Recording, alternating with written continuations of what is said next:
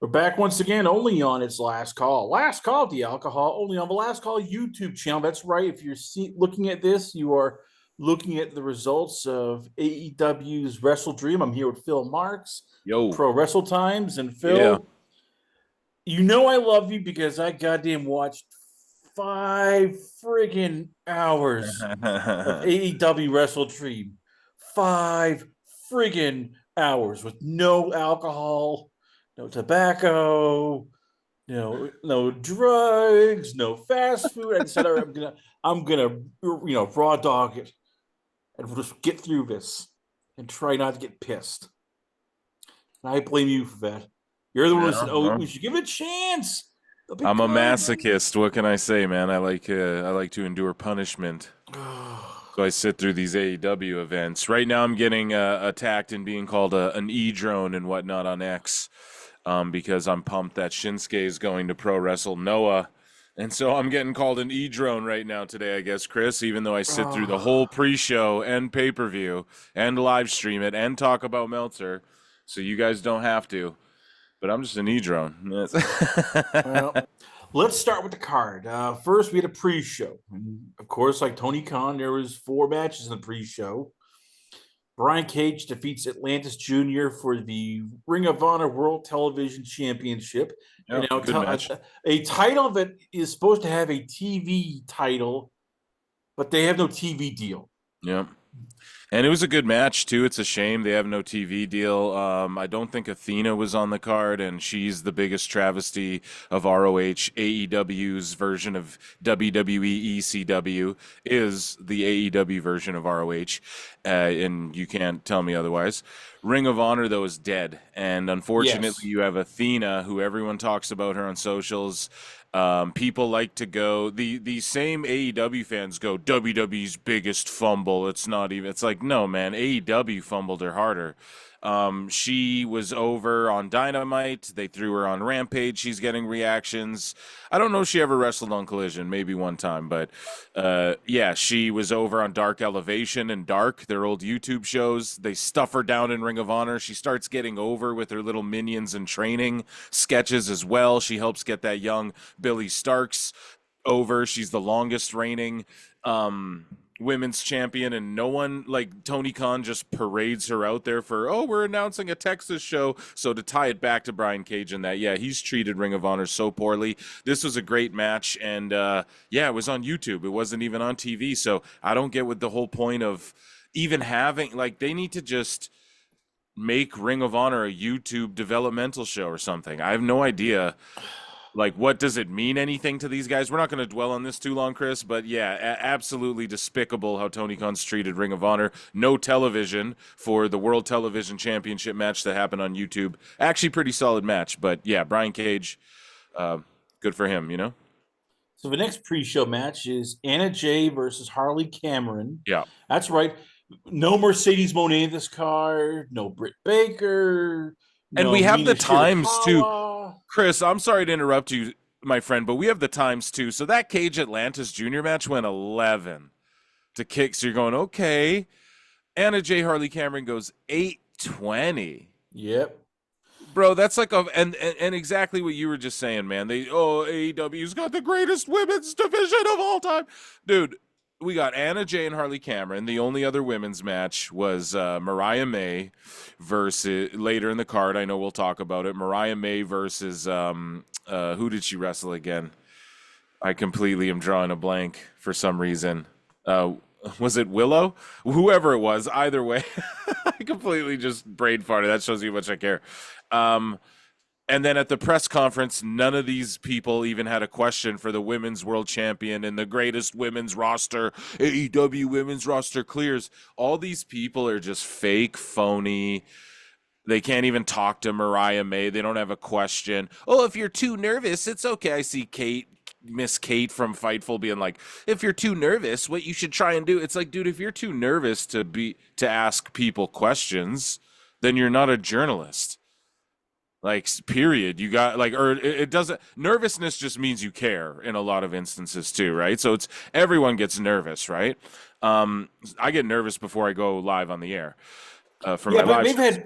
But what I'm saying is like We'll talk these are about. Yeah, you got to dive. It's not like I all of a sudden freeze up and don't got jokes or don't try jokes, even if they don't work. They got to ask questions. They freeze up, and it's an indictment. This Wrestle Dream was just, it was like, it's just a slap in the face to any fan who tried to stand up for women's AEW wrestling, is all I would say. But this match was solid, I guess, for these two ladies. I like them both. Went entirely too long, and the cheeks were cheeking. That's all I'll say.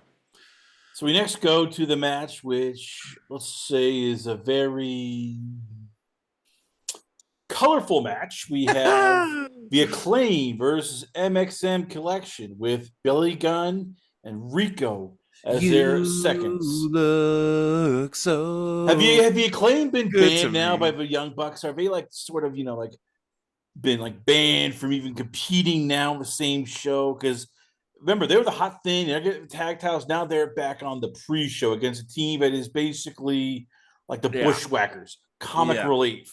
I'm telling you right now, I'm not saying there's heat, but I covered it on my show, Pro Wrestle Times podcast and Pro Wrestle Times live show. Consider checking it out. YouTube.com/@ Pro Wrestle Times and YouTube.com/@ Pro Wrestle Clips. Anyways, I covered it extensively. Caster was basically shitting on Benjamin, on Chris Van Vliet, and he was kind of doing a kayfabe thing, but he was being honest. He's like, why would anyone say, yeah, sign Shelton Benjamin when I can do what he can do? I can do the position, He's like, I'm not knocking Benjamin, but I don't want him signed to AEW. Caster was saying that explicitly. I don't know if that is heat or if that's tied into anything. But the Bucks are Tony Khan's gonna have to do a lot to keep them happy. That's why they're just kind of doing their thing and flipping around with the tag titles. He's just got to, because I mean, man, you got Hurt Syndicate coming in. Tony's just bringing in free. Like, unless the Bucks are fully behind that, it's going to be a lot of just keeping them happy. I think they don't like how the Acclaimed got super over out of nowhere.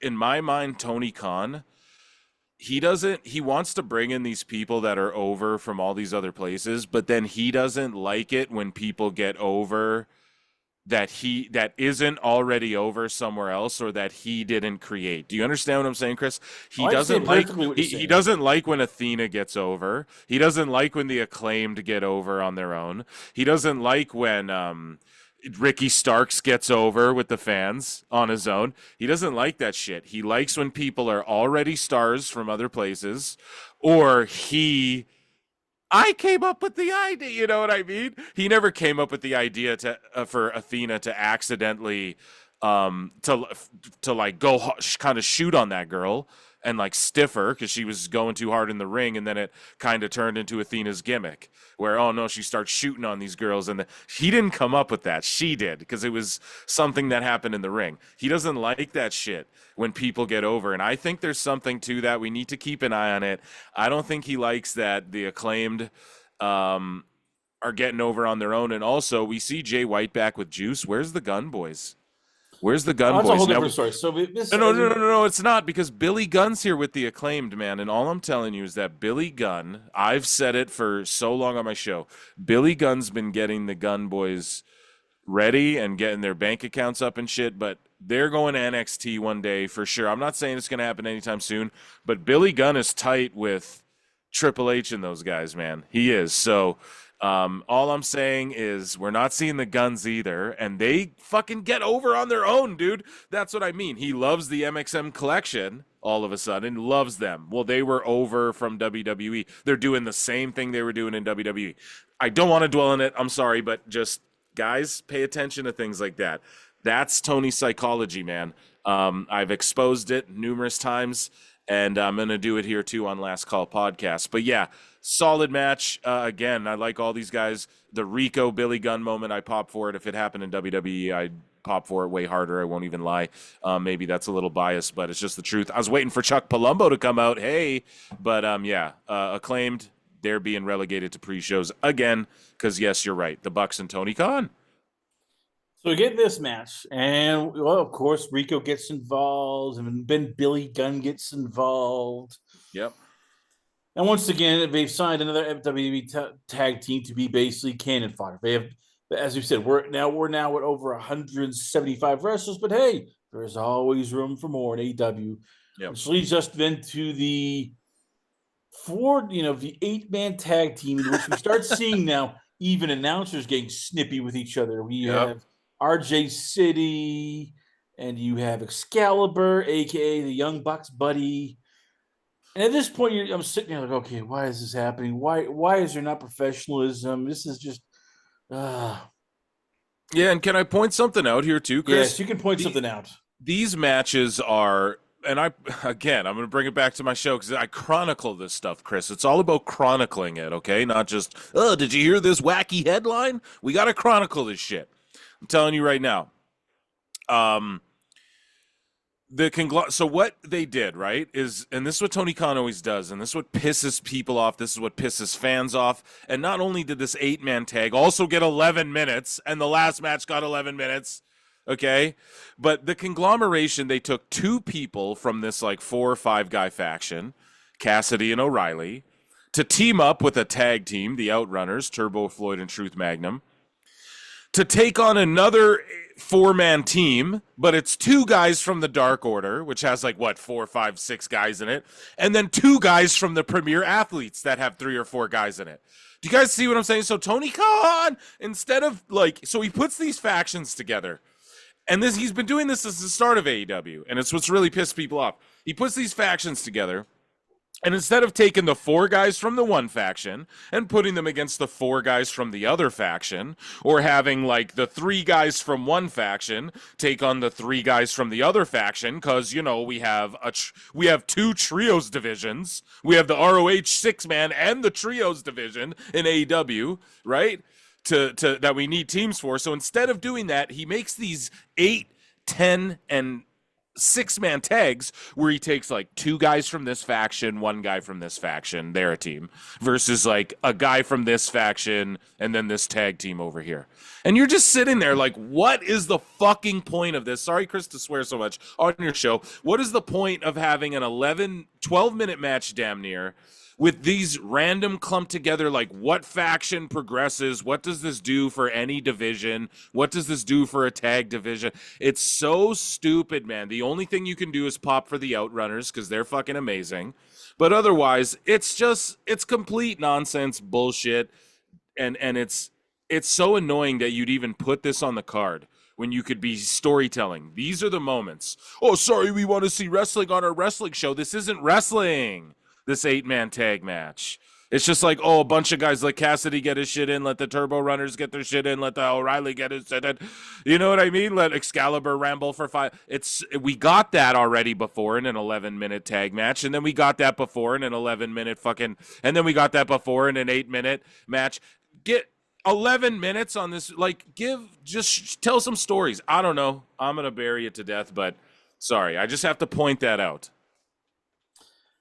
So after all of this is a pre-show now where we've had a full friggin' hour of wrestling, including, as we said, a bunch of guys you could probably argue you didn't even know were on the roster or not shown up in a while. You could make a whole fed, Chris. You could make a whole fed with the guys who just are like, they don't need to be on, and it's not even knocking them like they're shitty or anything. It's like, why don't you guys just go start this other? You guys could start a whole organization and fucking pop it off on YouTube. Probably get more clout than AEW I don't know. Sorry, go ahead. So yes, after this whole friggin' card of undercard with pre-show, which we're at this point, I'm starting to get a little snarky here.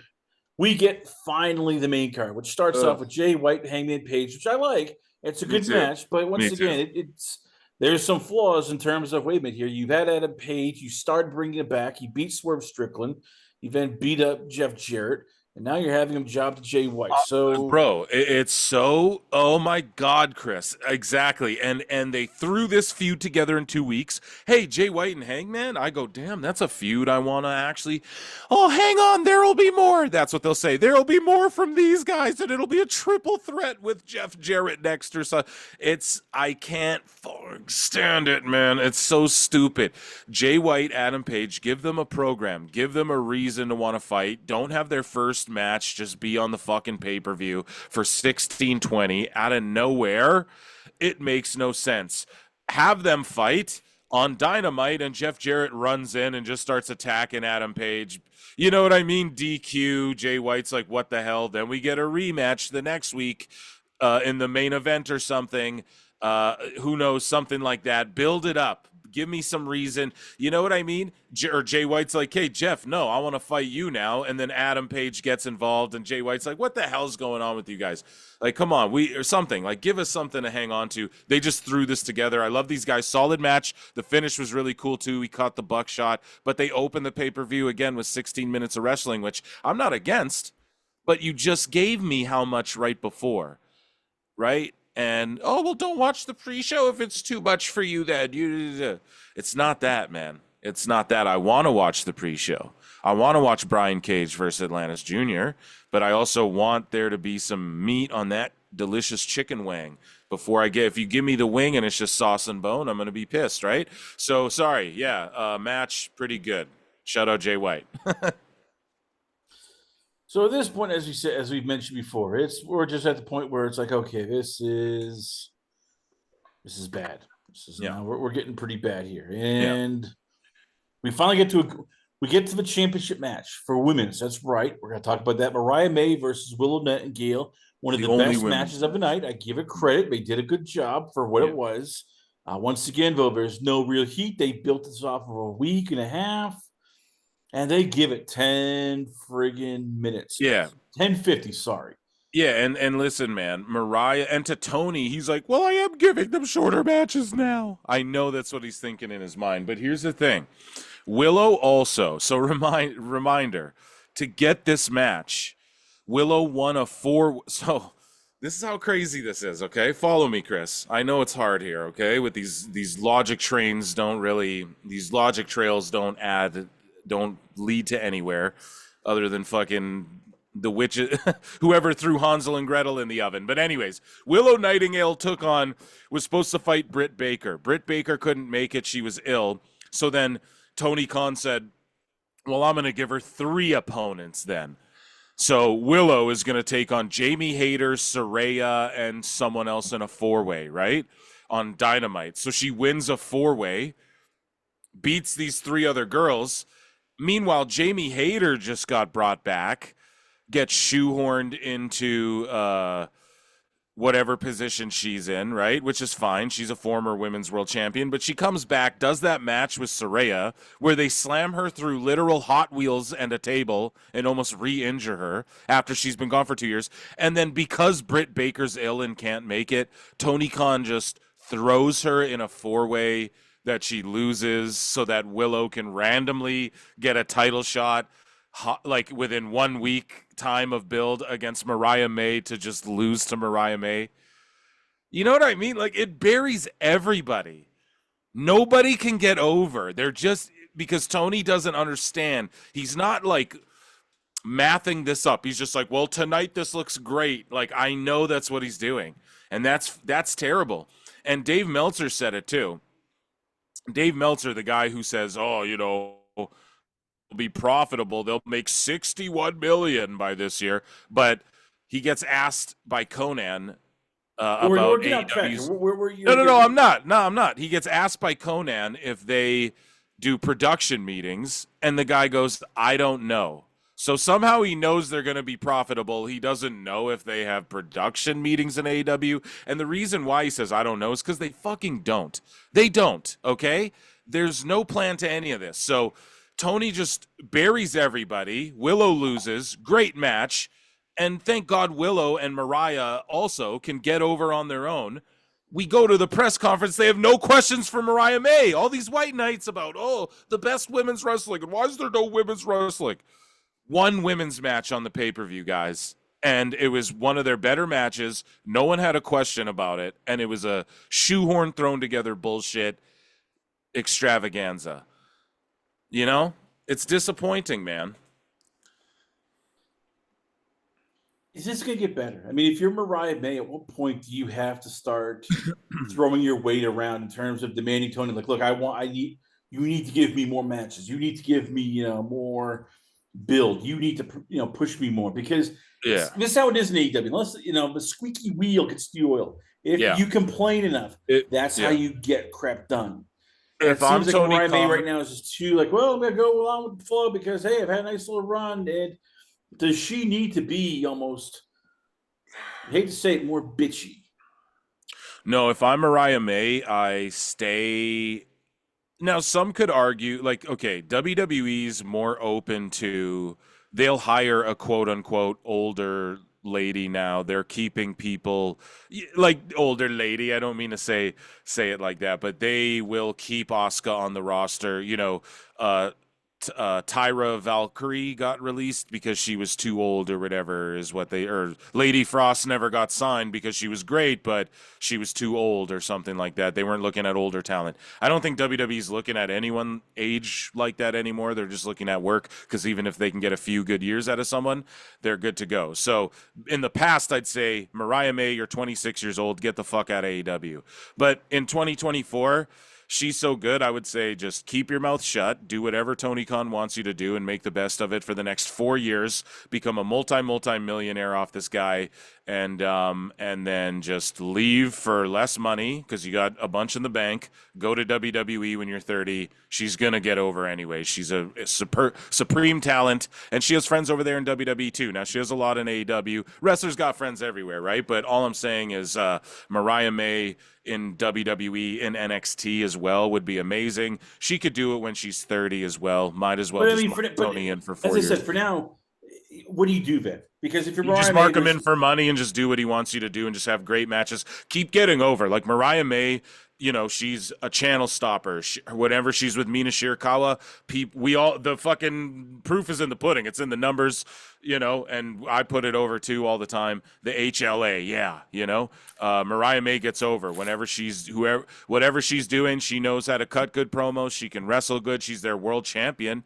They believe in her, and so she can always fall back on her work. She can play heel, babyface, whatever. So I think you just sit there and mark him in for money. And I hate to say it so brutally, mark him in for money. It's what it is, though. Until you're 30, just become a multi millionaire off Tony, and then just get out of there when you're 30. And WWE will either main roster her or NXT her, and she'd fit in perfectly. And 30, that's her prime. She'll be in her prime then and can give WWE 5-10 years to really become a megastar, or she can just milked. Realistically, she's got 9 years, like 35, I think, and up. You got to get your ass to WWE.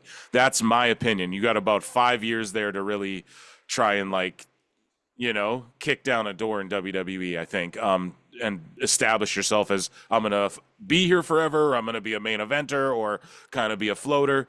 So I don't know. Realistically, she's got 9 years, but I would go when I'm 30. I would just make a few milli, get the fuck out of there, and then see what WWE could do with me. so so basically, and I know what you're saying, but how bad is it that we're basically going? Well, Mariah, you gotta suffer, for now.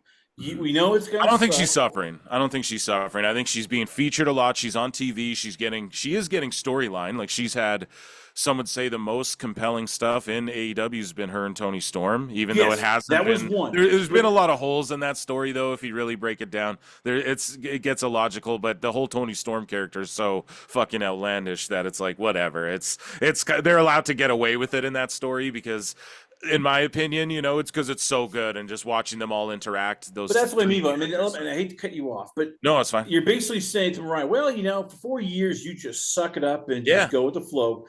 Yep. So, Unless but she's how do having we? fun there. But We don't know. how does everything get better then? Because if you're Mariah May, there's going to be a point where you're looking, going, I want a main event. I want to do this. I I am the one who's drawing She'll here. do it in So WWE. at what point do you have to go and scare Tony Khan? Which seems to be the only way things get done. Ask No. Mercedes Moe name Young Bucks. You just put the fear of God into him. Maybe you have to No, you slap him don't do around it. a little bit. Go, hey, give me my goddamn head. I need the headline show. Damn it. No, you just kiss his ass and you just do the thing and then let him do what he's going to do. He's never going to listen to anyone. If you say to Tony, I think I should main event, he's just going to bury you. Like he's going to be like, oh, you're not a yes man. And then they're all going to start talking. That's what happened. That's what happened to Jimmy Jacobs. He wasn't a yes man. Will Washington took his spot. That's what Yeah, happened. Jimmy So. Jacobs is a whole different story than Mariah May, though. I mean, when it comes to his No, big no, but talents, with the yes man thing, like if you, I'm telling you right now, if Mariah May goes, you know what, Tony, I think I should be in the main event. Like Monet can't even do that. Monet hasn't even main evented. Fuck, has she? She hasn't main evented a PLE yet. So that's what I mean. Like she can't even do that. You can't. Tony, I'm telling you, like people have creative freedom here, but he lets everybody know I have the final say. He always lets that be known, and he puts it in his little job title and everything. So no, he doesn't.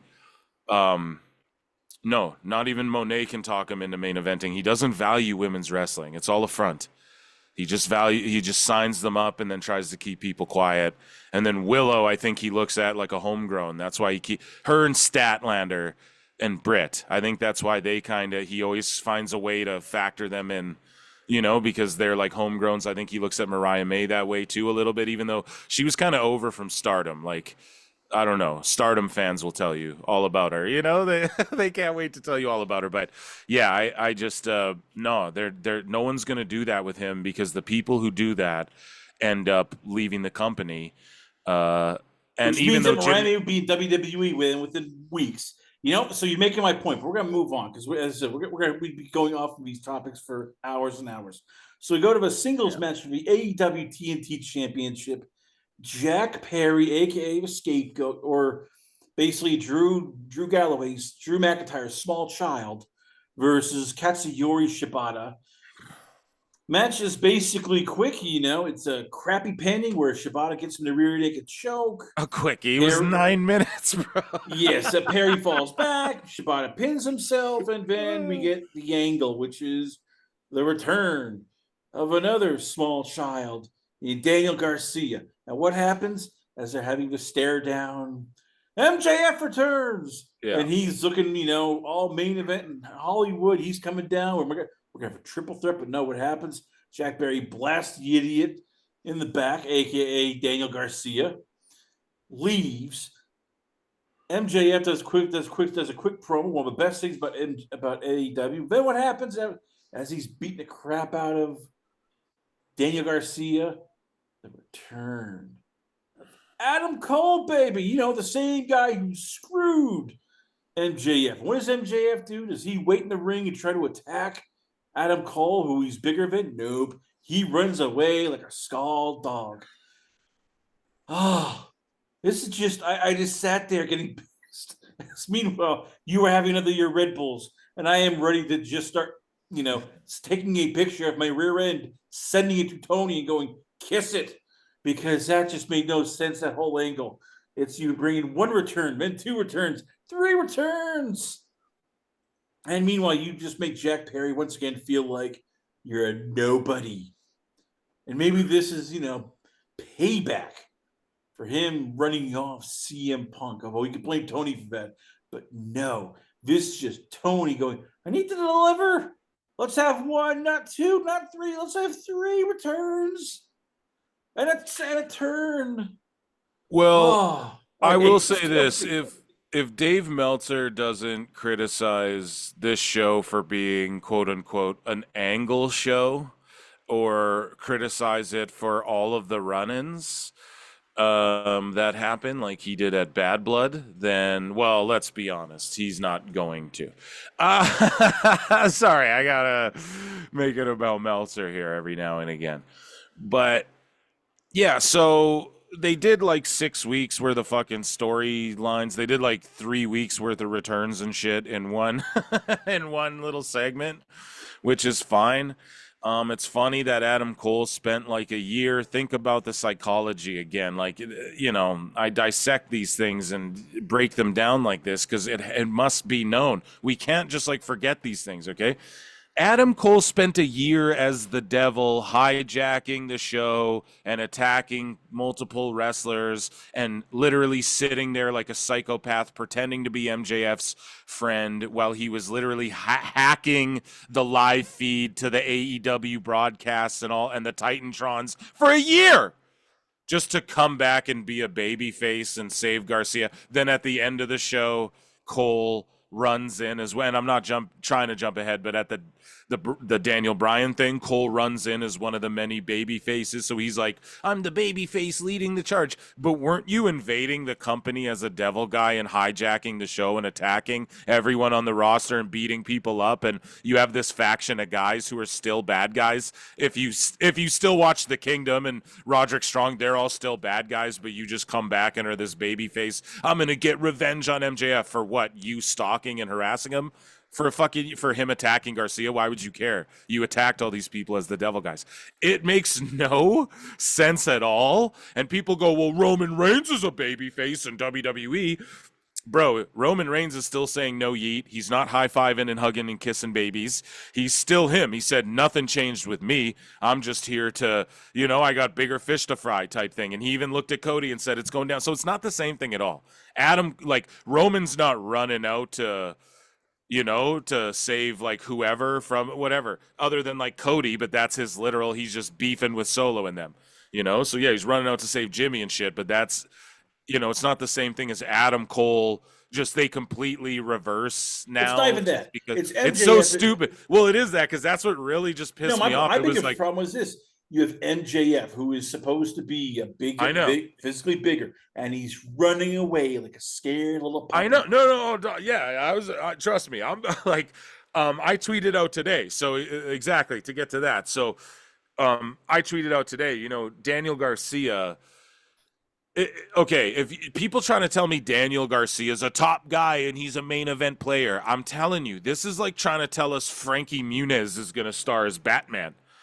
Like no, this guy's right. Wardlow's right over here. So don't tell me like this guy's going to do anything when Wardlow's right over there and you're not using him, right? So that's all it boils down to. Don't tell me Frankie Muniz is going to play Batman when Ben Affleck's still alive, Christian Bale is there, and Tom Hardy's a thing. You know what I mean? Don't fucking tell me that. Or whatever. It's ridiculous. So there's a million other people, right? Robert Pattinson's still kicking, bro. He's right over there. Don't tell me you're gonna, fucking Sheldon Cooper's gonna play Bruce Wayne now. Don't do that. So, yeah, I just have to point that out. That's what it's like when you guys try to tell us Jack Perry and Garcia, and then fucking Adam Cole is like, he gets a pass because he's so good, but people still like, roast him, body shame him, whatever you want to call it. He's always been a small dude, so I don't get why people go off now that he's in AEW.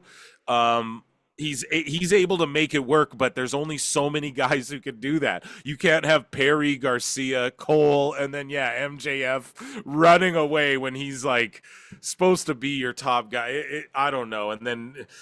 Yeah, just none of these guys are going to get over doing this. MJF he's got to do the same thing. Just collect the millions until your contract's up when you're like 30, 31, 32, get the fuck out of there and go to WWE. Or just fall back. No. This is where you need to start slapping people around. You need to put your foot down if you're MJF. You need to tell Tony, hey, no, he ain't going to do it. Play ball, you squinty little bitch. Or I will leave. He's the one. He ain't going to do that. His whole thing is this. I'm telling you. Get the millions. I'm in my 20s. Again, let's look up MJF's age. He's only like 27. MJF age. Kid is 28 years old. He's already starring in bigger movies. Eventually, that means it's going to become too congested. So just stay there. Just stay there for 3 years. Leave when you're 30. Become a multi. You can leave now. I'm telling you, on Tony Khan's time to jump. No. On Tony Khan's time. This is the SS Minnow. You need to leave before he's got to.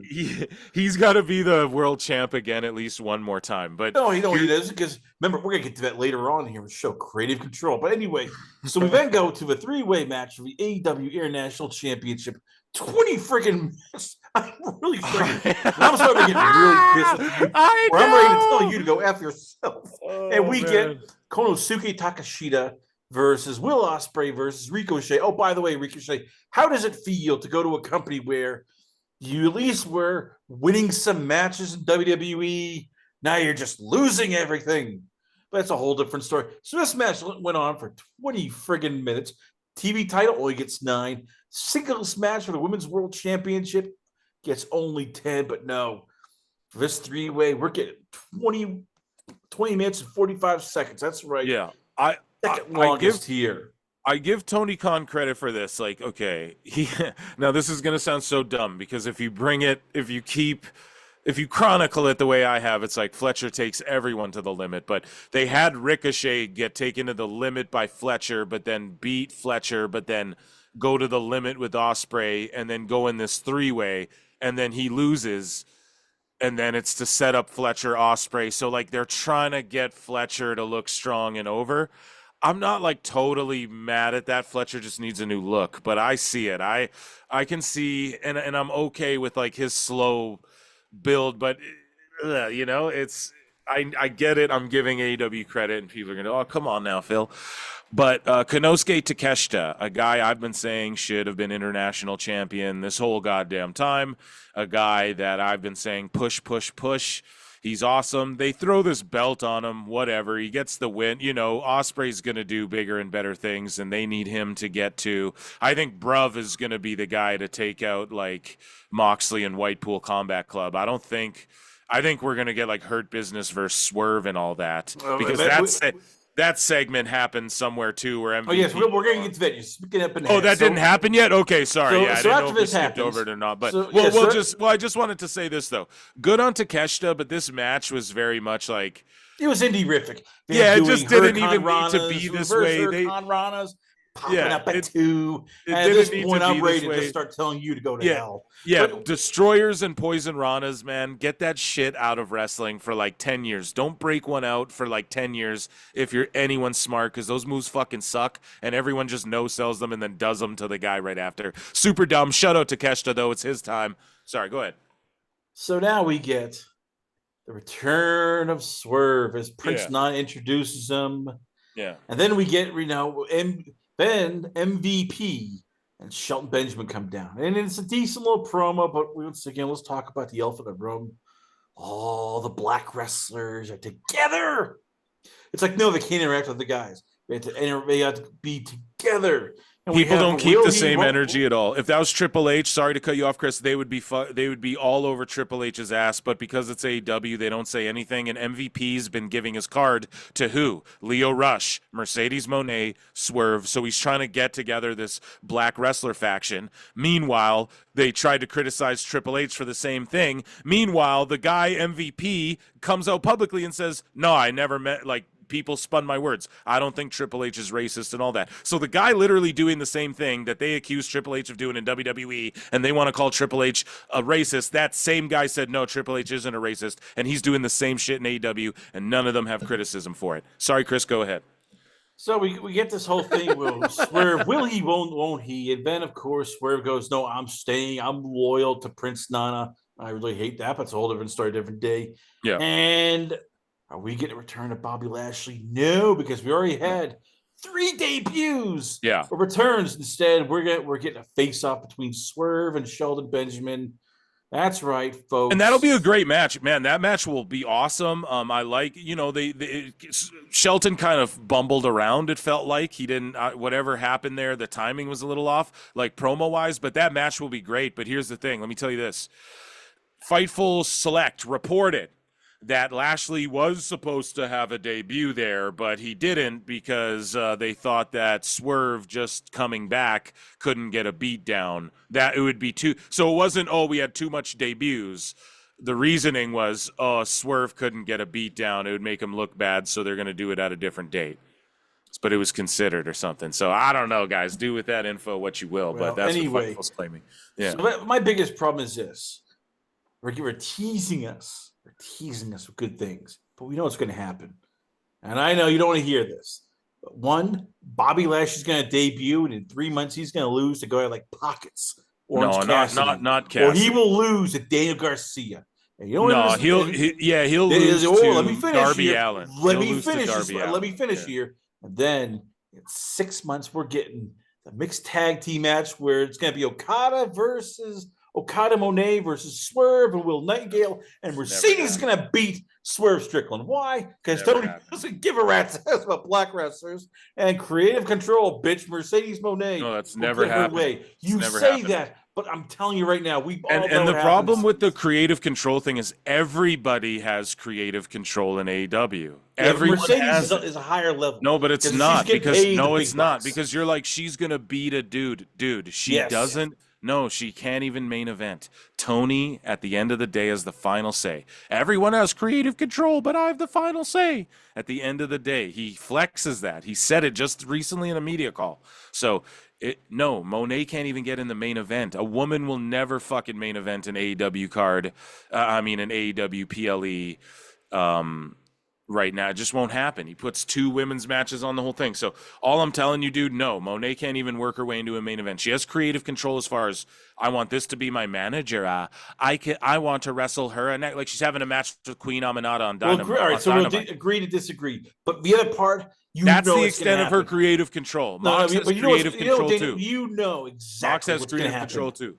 You know exactly what's going to happen, Bo, with Lashley. He's going to have to lose to like Pockets, Orange No, Cassidy. it won't be Pockets. It'll be Darby Allin. It'll be Darby Allin Same and some thing, but hardcore it's shit. still a guy who looks like a small I know, but it'll be Darby Allin and some hardcore bullshit. Just trust me on that. Or I know Daniel how Garcia. Tony thinks. Remember, Daniel No. Garcia, main event guy now.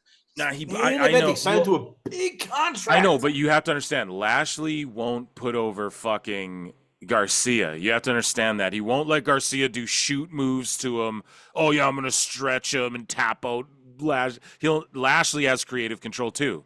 MVP does too. Everyone does. Swerve was on camera saying, Tony Khan lets me do whatever I want, like 2 weeks ago. They all can do whatever they want. That's why some of them. That's why Miro sits home, doesn't show up to work, and then unless they're like, "Yeah, you get to beat the shit out of this guy," then he goes, "Okay, I'll come to work." Otherwise, he doesn't come to work because he can say no. Everyone can say no, and that's why Tony. I'm telling you, the people who are willing to say no get fucking buried. They get people talk shit about them. Shit comes out in the dirt sheets about them. All of a sudden, they're not being used on TV. People who are willing to say, no, I'm not doing that, or I want to do this, they don't get their way. Monet has creative control, but she's just allowed to book her angles, pick who she wants to wrestle. That's it. And she's just going to sit there and let Tony do his thing and take the money. We will That's agree that's what they're all doing. to disagree. That's what they're all doing. That's what they're all doing. Anyway, we get then another match, which at this point now we're past 10 o'clock. I'm really getting pissed off. You are having a couple more Red Bulls, and I'm ready to grab Canada and strangle you because we get Hologram versus Beast Mortos. This is a really good match too. 2 out of 3 falls. This is a really good match. And at this point, I'm ready to just kill you again because what do we get? More flippy dippy skippy stuff here between 2 guys who can't speak English and one of them who looks like a generic wrestler from Build a Wrestler video game. Well, I don't know. I like Hologram. I'm going to put him over, and I like that. Why? What do you like about him? He looks like a generic wrestler. The look is there. It's just, I was saying it on the live stream. There's something about like his mask. There's like a tweak. There's something missing. I get the whole, glow in the dark green with the holographic, like whatever. But there's something missing that will click eventually with this character. I like that it's an original creation. It's an original gimmick from AEW. He took this lucha and he's like hologram, So I like that. He's the first Twitter account at AEW hologram. AEW's trying to garner as much IP as they can right now. That's why they want Danielson's yes. That's why they want the King of Hearts thing with Owen Hart. That's why they own hologram. Don't be surprised. That's why also the Beast Mortis, or the Beast Mortis was Black Taurus before, and he's used Black Taurus everywhere. But they call him the Beast Mortis in AEW. Now, I don't know if he owns that or if Tony Khan's like, nah, dude, just kind of change your gimmick so we own it. Tony's going to start doing more of that. All the people who go, oh, we hate WWE, we hate the Fed. What is he doing? He's not letting people out of he's adding injury time on. He's not. He's just letting people sit at home, free Ricky Starks. He's doing all the same shit. You have to. It's the pro wrestling business. So even AEW, it was deemed that they're independent contractors, and AEW is choosing to stand and die on that hill as well, along with WWE. No, they're independent contractors. That's legal. So Tony Khan he's a carny too. Everyone needs to remember that. Ultimately, though, I like the gimmick hologram. I like that he does these flips. I like that AEW's trying to own IP. He has solid matches with people. Yes, I like flippy shit now and again. I'm a fan of Lucha. This was a really good match. I really honestly thought it was just like, why have it here? You're going to see hologram on a lot more PLEs because, like I just told you, Tony's trying to build up and get this guy over. He wants to sell action figures, lunch boxes. Axiom looks cooler than hologram. I won't lie. And Axiom looks pretty fucking dumb. So I'm not saying holograms like the next Rey Mysterio, but I like the idea of it. I kind of shat on it at first, but I don't know. If you watch some of his matches, he's solid and he hasn't lost to anybody yet. And he's had, he's barely scraping by, and he's a great worker. I don't know, man. I enjoy his stuff. And Taurus is a great guy as well. And hopefully they create a junior heavyweight or a cruiserweight or a light heavyweight division, and they just give this guy the belt. They can't have a light heavyweight division because they're all freaking light heavyweights. I know, but just stick. Just freaking small little guys. I know, but it works in Japan, man. They do it in Japan because they have smaller guys. I know, but listen. It you know what? We gotta move on because I'm gonna. It works in Japan, bro. I'm gonna start getting even angry with you, and I might say something mean. Dude, you just have a cruiserweight division, dude. We go to a match which we have a cruiser. I'll call it a flyweight versus a super heavyweight. That's right, Darby Allin versus Brody King. Darby Allin recently went to the Seattle Seahawks versus San Francisco. I guess it was the New York Giants game. They showed him on the jumbotron with him and Aubrey Edwards. Nobody recognized him. No, zero reaction. And they're going to fuck around and put the belt on Allen or Garcia or Perry, where it's like, that's your world champion, walks into a building, and 90% of the people are thinking to themselves, I could whoop this guy's ass. That's what you don't want, and that's what they're about to do. They need to push Brody King. They need to not push Allen so hard, but like I told you, Lashley will lay down for a Darby Allin because he gets it. And it would be like a hardcore scenario, just like Brody King here. In no world should Brody King be losing to Darby Allin. And again, they had a match before, a couple of them, and then all of a sudden they're like, let's just reignite this match, and because they're both from the Washington area, and let's just throw it on this pay-per-view. You need to do more than that, Tony Khan. You fucking suck that you just threw this match together like this. Yes, and what was the build again, Vic? I don't know. They just like, I got ended it, and they refuting again. There's no logic. We're just it's the same story in AEW. Oh, we were on the indies together. I got you the job. I don't take it for granted. I am AEW. The feeling's back. That's the same story. The only story Tony knows how to tell, because they're all fucking hacks. And Brody King. I mean, I love the guy so much. Just man, he got to get away from AEW, dude, soon. He's a big dude. He's got to get pushed. So you can't tell me Garcia or Allen's going to be the world champ when you have Brody King right there. That's like telling me Frankie Muniz is going to play Batman or Superman. So I'll say it again, but yeah. So at this point now, as I am fully angry because I've seen more, what do I get? I get the one tag team that I know. They actually could tell Tony to go to hell and do whatever the hell they want. That's right, the Young Bucks versus Private Party, a.k.a.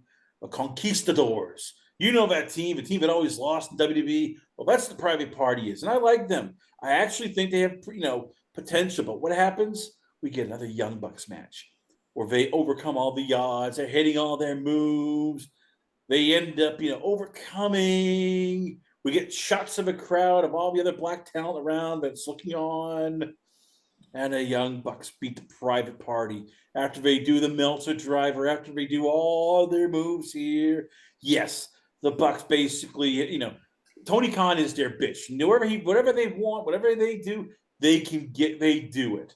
And if you don't believe me, what happened to the last guy who didn't like the Young Bucks? Oh, yeah, CM Punk. What happened? They ran his ass out. So now I'm full pissed. Because it's 15 minutes of his crap. And I'm starting to look at you like, well, you really the Bucks can do whatever they want because the Bucks can do whatever they want because they're EVP status. So for sure, like they can usurp whatever, but even they can't say we're the main event of like any pay-per-view. They're always further down the card. So yeah, Tony ultimately They've has the main final evented say. cards. They main evented when they did their whole invasion run. Wait a minute, which we'll get to later. They invaded, or basically they beat up Tony Khan. Remember, they took over. Yeah, but they didn't main event any pay-per-views.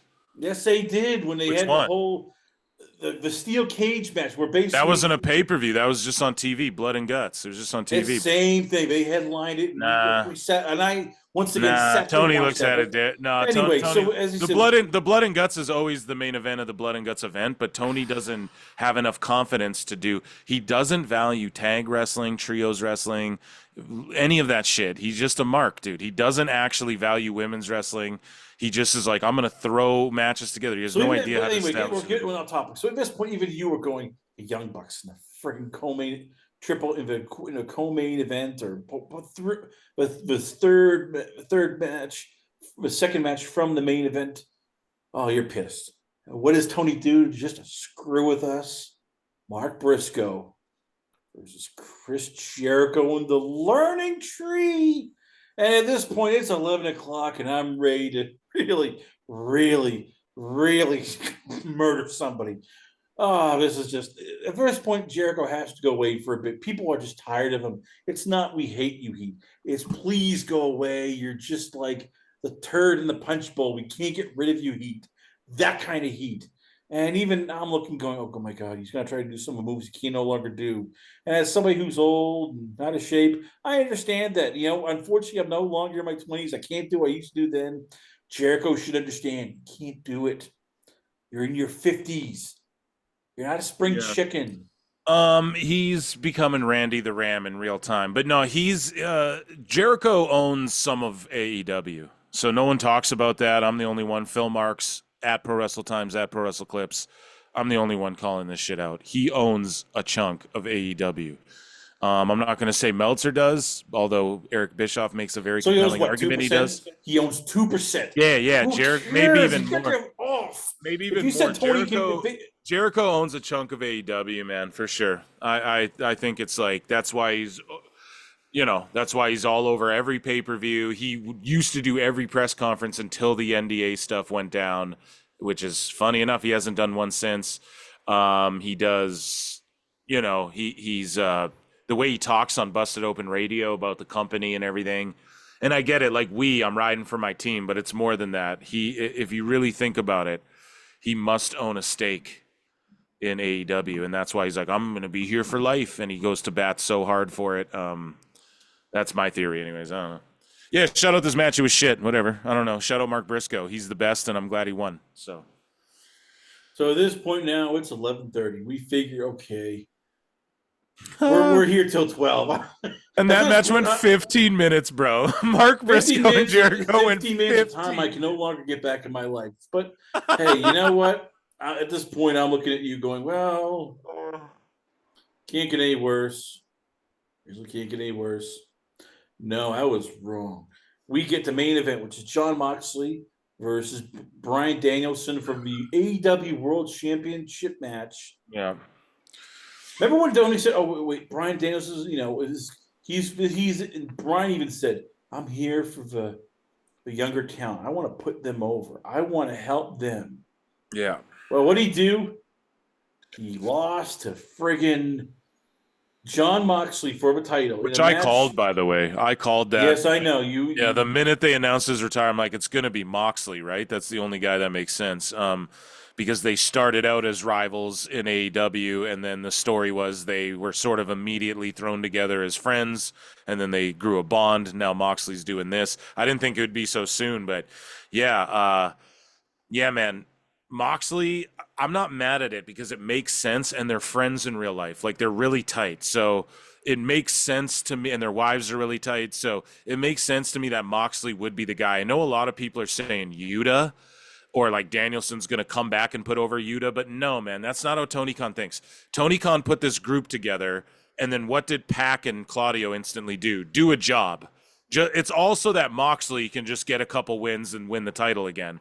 Same with Yuta. He's in the group so he can lose to Danielson or lose to whoever and then fucking fight. And then Moxley can win or whatever. You know what I mean? He's just there as fodder. Like there's no real, it's not logical. And also Yuta already took Mox to the limit. I think he beat Danielson before too in the past. But either way, Yuta turns and joins the Blackpool Combat Club or the White Pool Clan. And then, the show goes off the air. Danielson's injured. They crack him with the chair. Everyone's runned out there. Everyone's worried. Oh my God. And Danielson's retirement, the finish fell flat as piss, the choke out. Danielson, like no one believes he's actually retired. The way he went out, it's just we already seen him get stretchered out. We've already done the whole he got dropped on his neck and may never come back. So it's like who cares, And then the finish, like they sent the crowd home like that. Terrible ending. I'm not saying you have to have the happy, the crowd's all yay every pay-per-view. We're not saying that, but it's like it's just like the finish fell flat, then nobody really bought into it because you already did this before, and then it's like, oh really, that's how he was retired, like this kind of lame ass match, and you're gonna go with a neo-Nazi gimmick as your, it's ridiculous. But ultimately Danielson's gonna come back as like, because AEW does unsanctioned rules all the time, so they're just gonna go, this is unsanctioned, and then Danielson will beat Moxley, but it's not for the belt because it's not sanctioned, and then he can retire his last match. I'm still retired, but I just had to come do this. That's what they're going to do. It'll be some convoluted bullshit, and it was just such a terrible drag of such a long show. You're going to end it like that. You're getting ahead of me here. So first, man, it was just left such a sour taste in your mouth, So you're getting ahead of me first. Let's start with, I was going to talk about Moxley's new angle, which is, where do you get it from? Oh, yes, a movie called Romper Stomper, which starred Russell Crowe, an Australian movie. Well, what did Russell Crowe play? Oh, yes, a neo-Nazi skinhead. Yeah, this is old. You think somebody in creative would have gone, kind of bad idea. No, because they have creative control. So yes, and then after you're failed at making anybody, and the young, for new, remember the pillars where everybody talked about, oh, we get all these young pillars. Yeah. It's Darby Allin. It's Jack Perry. It's MJF and Sammy Guevara. What the hell has happened? Oh, yeah, Sammy Guevara has been punished. That's right. We're not talking about here, but he's been punished. He's been sent to timeout room. Why? Oh, yeah, because he probably, he once joked that he wanted to rape Mercedes Moné years and years ago. And now all of a sudden that she's here. Well, what has happened? He has disappeared like he's in witness protection program. That's a whole different story, different day. We now have MJF, who they have managed to basically kill all the heat he usually has by making him at times look like an idiot, not realizing, oh yes, I'm getting played here by, of all people, Adam Cole, baby. But hey, you know what? Details. And then Jack Perry, who helped literally send CM Punk to WWE because he got so sick of the whole thing because the kid wanted to play with broken glass. Well, we knew we had some young guys. Now we're just going back to the WWE guys. And well, why did this match happen? As you said, creative control. Jon Moxley and Bryan Danielson decided they wanted, instead of Tony being, putting the big boy pants on, being the big boy. What does he do? He gives no, but it was the right, but it was the right booking. It's not the right, because then guess what happens afterwards, which we're watching it. Yeah. First, they show something. They're trying to show people somebody's coming down. Nope, nobody's coming down. So they keep beating on Darby Allin, who got turned, who looked like an idiot because he got blasted by behind by Wheeler Utah, who then cries as he's been choking out Bryan Danielson. This feels like so choice, except there is no baby. That's a whole different story, different day. And then who's the cavalry that comes down? Oh, yes, Jeff Jarrett, Private Party. What happens to them? They get bitch slapped around like, basically one of those 80s, rednecks who's beating his wife here. And you know what? And finally, the only people who come down to save them, who chase away the mean, bald Combat Club or, Z Heil Club, is the guys like Wardlow, Hobbs, Will Ospreay, even somebody like they didn't come Big out. Bill. Nope, it is. They didn't come out. Hawkins Cassidy. Oh, you're saying Adam like Cole. Oh, you're saying it's like the small little people. You're So yeah, saying as I like that's said, who should have ran out was like Wardlow and Hobbs and shit. Yeah, guys, no, yeah, I guys who agree. actually, No, I John Knox agree. I looks and goes, agree. "Oh Yeah. crap, they might actually beat my ass." Not guys who are half his size and he has to run from. As I said, you stayed up for the rest of the night and watched the whole post fight press conference. No, I I didn't. tapped out afterwards because I was just ready to be miserable. So as No, I I said, didn't. I heard Tony Khan wasn't going to be there. He bailed out on it. He didn't show up. So I dipped out. I was like, yeah, fuck that. Like I'm not going to watch it if he's not there. And it was the worst presser ever. I watched it later. And yeah, they didn't even have questions for Mariah May. It was the most humiliating shit ever. But here's the one thing though. I do think like yeah, I will stand by like Moxley's the obvious guy and he was the right guy to be if anyone in AEW is going to retire Danielson to me like if you didn't build up like they didn't build up MJF, they didn't build up all these guys you named Wardlow, Will Hobbs, okay, then who's it got to be? Moxley. I'm glad it was like him and not Yuta, but Danielson's not done. He'll be back for another one oh because the hell way it no. ended like that and we know it and he even said it. He's going to show up for matches here and there, but he's not going to wrestle full time. He's retired from full-time wrestling. So he's still going to show up, guys. Like it's not I don't know. AEW just doesn't do anything correctly, and they botched Sting's retirement. Yeah, it was a great moment and all of that, I guess. Like for him, it was a great celebration for him, but he should have at least put one person over and helped get someone over other than Darby just tagging with Darby. He should have lost to Darby, and that's like Danielson. They should have spent it like it should have just been like Osprey. He passes the torch to him, or he passes the torch to MJF, or something like that. But they botched it, and yeah, it's what do you expect with AEW?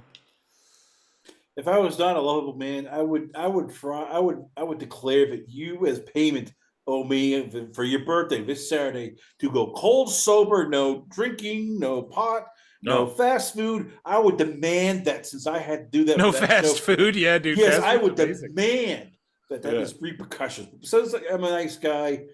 I'll just say this. I don't know why you did this to me. I am still pissed at you. I sat through that whole crappy pay-per-view like a lot of us, and I am still wondering why. Why did I let you talk me into this? Because, well, that card sucked ass and swallowed. Yeah, I mean, I thought there was some good stuff on there, but like every AEW event, they didn't need 10 matches and they didn't need 4 in the 5 pre-show. hours long. It's just way Five too much. friggin' hours. You know what I could have done? I could have watched the entire Ohio State versus Oregon game and then watched Colorado versus Kansas State. I could have had a couple beers and gone to bed around 11 o'clock because I'm passed out. I could have had an edible. I could have done a lot of things, but nope. I stayed and watched that entire friggin' Well, card. it's what I do, man. I don't know. I go live every Wednesday. I go live every Saturday. This Saturday, October 19th, is a very special birthday stream for myself. So you want to talk about having a few beers? What? Yeah, we're going to be doing that on the stream and just talking shit about the Graps and having a good time. And yeah, you can find me over at youtube.com/ at Pro Wrestle Clips and youtube.com/ at Pro Wrestle Times. Where yeah, we're almost at 5,000 subs on one channel, almost at 2,000 on the other one, and yeah, Chris Connor's always over there hanging out with me and arguing with me over there. So if you guys ever want to check me out, that's where you can find me. Well, thank you for doing this. I appreciate it. Once again, Of ladies and gentlemen, course. Phil Marks. We loved having on the show. We come back. You can stay tuned for more great action. We're going to have more interviews coming up here. Once again, it's Last Call. Last Call at the Alcohol, only on the Last Call YouTube channel.